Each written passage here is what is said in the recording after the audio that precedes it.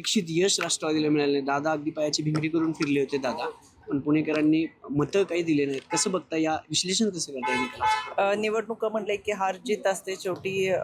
तसं खेळामध्ये जिंकणारा हारणारा असतो, तशाच या निवडणुकीकडे आम्ही पाहतोय. याच्यामध्ये निश्चितपणाने आम्ही आत्मचिंतन करू आणि जो पुणेकरांनी, पिंपरी चिंचवडकरांनी आम्हाला कौल दिलाय तो आम्ही खुल्या मनाने स्वीकारलेला आहे. ईव्हीएमवर आक्षेप घेतला जातोय, मतमोजणीवर आक्षेप घेतला गेलेला आहे तुमच्या उमेदवारांकडून. योग्य वाटतं तुम्हाला काही फेरफार झालेला होता का? EVMच्या बाबत ज्या भागांमध्ये आम्ही फिरलो किंवा जिथं होतो त्याच्यामध्ये EVMच्या बाबत आमच्याकडे कोणत्याही तक्रारी आल्या नाहीत. पण जसं यापूर्वी मी सांगितलं होतं, काही ठिकाणी शाई पुसणं, बोटाची शाई पुसून परत मतदान करणं, असे प्रकार मात्र काही ठिकाणी पण घडलेले तुमच्याच आहेत. पक्षातले उमेदवार जे की दोन दोन ठिकाणाहून लढले, त्यांचं असं म्हटलं की ईव्हीएम मशीन मध्ये बदल करण्यात आला होता म्हणून आमचा पराभव झालाय. जनतेतून आमचा पराभव झाला नाही, ईव्हीएम मशीन मुळे शेवटी पराभव आपण सगळेजण न्यायदेवतेवरती विश्वास ठेवणारी लोक आहेत, संविधान मानणारी लोक आहेत. त्याच्यामुळे जर असं काही घडलं असेल तर न्यायालयीन प्रक्रियेमधून जाऊन नाही मागावं असं मला वाटतं. ज्यांनी आक्षेप घेतला त्या उमेदवार स्वतः दोन प्रभागातून लढत होत्या. निवडणुकीच्या पूर्वी सातत्याने तुमच्यावर देखील त्यांनी टीका केली होती. तुमच्यावर टीका करण्याची एनर्जी वाया घालवण्यापेक्षा प्रभागात जर एनर्जी वाया घालवली असती, तेवढीच वापरली असती, तर कदाचित विजय झाला असं वाटत नाही का तुम्हाला? मला वाटते माझ्या प्रश्नाचं उत्तरच तुम्ही सगळं दिलेलं आहे. नाही, पण ताई, पण मत जाळीवरचं- असेल ना काहीतरी. पण यामध्ये मला असं वाटतं जनतेने जो कौल दिलाय तो एकदा पण स्वीकारलेला आहे. त्याच्यामुळं आत्मचिंतन करण्याची फार मोठी गरज आहे असं मला वाटतं. आणि या सगळ्यांमध्ये खरं तर ही मी जसं म्हणलं, निवडणुकीमध्ये हार जीत ही होत असते, ती मान्य करणं, खुल्या मनाने मान्य करणं फार महत्त्वाचं आहे असं मला वाटतं. पण ज्या प्रभागात त्यांना उमेदवारी दिली होती, 2 प्रभाग होते. एक प्रभाग क्रमांक 25 जो मूळ पुणेकरांचा आहे, जिथे पेठा आहेत, मध्यवर्ती भाग आहेत, त्यांचं तिथे बरंचसं नेटवर्क आहे.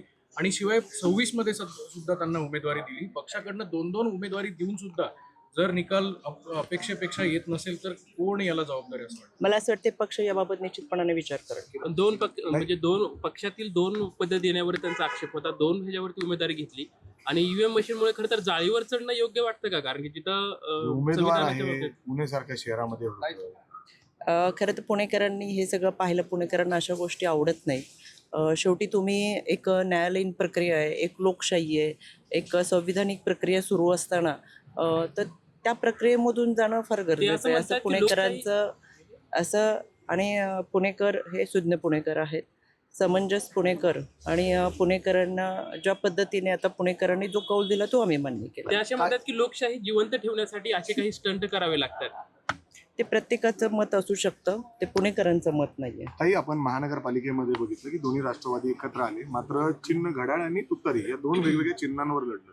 जिल्हा परिषद म्हणजे मोठा फटका तिथं बघितला आपण बसताना. तर जिल्हा परिषद मध्ये कशा पद्धतीने दोन्ही पक्ष एकच चिन्हावर लढावेत अशी चर्चा पक्षामध्ये सुरू आहे. घड्याळ या चिन्हावर दोन्ही राष्ट्रवादी म्हणजे साहेबांच्या आणि दादांच्या उमेदवारांनी एकत्र लढावं अशी चर्चा आहे. अशी काही म्हणजे होईल असं वाटतं तुम्हाला? मी आपल्याच माध्यमांमधून ही सगळी चर्चा पाहिलेली आहे. यामध्ये ज्यावेळेस बारामतीमध्ये सगळेजण एकत्र आले, त्यानंतर बाहेर येऊन प्रदेशाध्यक्ष शशिकांत शिंदे यांनी याबाबत वक्तव्य केलेलं आहे. आणि मला असं वाटतं आता दादाही आपल्याशी संवाद साधतीलच. पण यामध्ये ज्या चुका महानगरपालिकेच्या निवडणुकांमध्ये काही झालेल्या आहेत ते टाळण्यासाठी निश्चितपणाने जो विचार होईल त्यामध्ये एका चिन्हावरती आणि जास्तीत जास्त घड्याळाच्या चिन्हावरती निश्चितपणाने लढण्याचा प्रयत्न जिल्हा परिषद पंचायत समितीला होईल. पण याबाबत ही अजूनही चर्चा आहे. काही ठिकाणी तुतारी जे चिन्ह येईल त्या चिन्हावरती एकच चिन्हावर लढत फायदा होईल निश्चितपणाने. कारण की आम्ही महानगरपालिकेच्या निवडणुकीमध्ये पाहिलं की 4 उमेदवारांना मतं देताना बऱ्याच वेळ गोंधळ उडत होता की जेव्हा आम्ही 2 घड्याळ 2 तुतारी असं चिन्ह सांगत होतो त्यावेळेस त्यांचं कन्फ्युजन होत होतं की आपण मतदान कसं करायचं. एक सलग तुतारी किंवा एक सलग घड्याळ असं जर सांगितलं असतं तर अजून त्याचा फायदा झाला असता.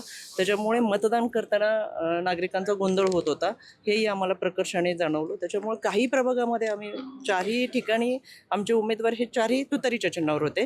काही ठिकाणी 4 चारही घड्याळाच्या चिन्हावर होते तिथं पाहिलं तर आपण बारकाईने लक्षात येतं की तिथं आम्हाला फायदा झालेला दिसतो. त्याच्यामुळे 2 घड्याळ आणि 2 तुतारी असं सांगताना जो गोंधळ उडत होता आणि ते मतदान कसं करायचं हे नागरिकांचं सुद्धा कन्फ्युजन फार मोठ्या प्रमाणात होतं. तर हे टाळण्यासाठी जर घेतले तरी सलग घड्याळ आणि सलग तुतारी असं चिन्ह घेऊन लढले तर निश्चितपणे त्याचा फायदा होईल असं मला वाटतं. पुणे महापालिका निवडणुकीत आपण जर पाहिलं तर अजित पवारांचे अनेक रोड शो झाले. दोन्ही राष्ट्रवादी एकत्र असताना तुतारीकडनं जे शरद पवारांच्या राष्ट्रवादीचे अनेक पदाधिकारी किंवा नेते मंडळी आहेत त्यांनी मात्र अजित पवारांना साथ दिली नाही असं वाटतं का तुम्हाला? कारण की अनेक रोड शो मध्ये अजितदादा हे स्वतः एकटेच फिरताना दिसले. संपूर्ण शहरभर त्यांचे रोड शो झाले पण अजित पवारांना एकटं पाडण्यात आलं. असं काही वाटत नाही कारण की महानगरपालिकेच्या निवडणुका आदरणीय दादांच्या नेतृत्वाखाली लढल्या गेल्या. स्थानिक पातळीवरती तिथं तुतारीचे उमेदवार होते, तिथं तुतारीचे पदाधिकारी काम करत होते. यामध्ये महानगरपालिका आणि पिंपरी चिंचवडमध्ये निवडणुकीची संपूर्ण धुरा दादांनी सांभाळत असताना स्थानिक पातळीवरती ते पदाधिकारी काम करताना मात्र पाहायला मिळतं. काही पिंपरी चिंचवडमध्ये क्रॉस वोटिंगचं म्हणजे हे सगळं प्रकरण समोर आलेलं आहे. उज्ज्वला गौड आहेत, अक्षरशः व्हिडिओ आहे त्यांचा आणि ते सगळे प्रचारादरम्यान सांगताना दिसतात की 3 कमळ द्या आणि 1 घड्याळ द्या. अशा पद्धतीचा व्हिडिओ एबीपी माझ्याकडे आहे आता. आणि अशा पद्धतीने क्रॉस वोटिंग तुमचेच उमेदवार म्हणजे प्रचारात करताना दिसत आहेत. त्यांच्यावर काय म्हणजे काय कारवाई करावी? दादा निश्चितपणाने याची दखल घेतील.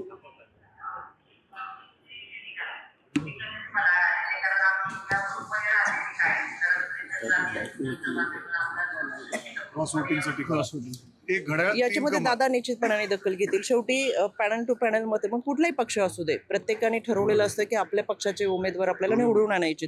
त्याच्यामुळे क्रॉस वोटिंग जर होत असेल तर हे चुकीचं होतं कारण की शेवटी तुम्ही पक्षाची बांधील नाही त्याचा असा अर्थ होतो. त्याच्यामुळे निश्चितपणाने दादा या गोष्टीची दखल आजच्या घेतील. बैठकीत काय काय डिस्कशन झालं? आता जिल्हा परिषद पंचायत समितीच्या संदर्भातल्या चर्चा सुरू आहेत आणि यामध्ये स्थानिक पातळीवरती प्रत्येक तालुकानिहाय तालुक्याचे जे नेते आहेत त्यांच्याशी चर्चा करून उमेदवार ठरवले जातात आहेत. त्याच्यामुळं ज्या पद्धतीने आपण म्हणताय जास्तीत जास्त उमेदवार निवडून येण्यासाठी स्थानिक पातळीवरची चर्चा आणि निवडून येण्याचे निकष याच्यावरती चर्चा करू. थँक्यू. धन्यवाद.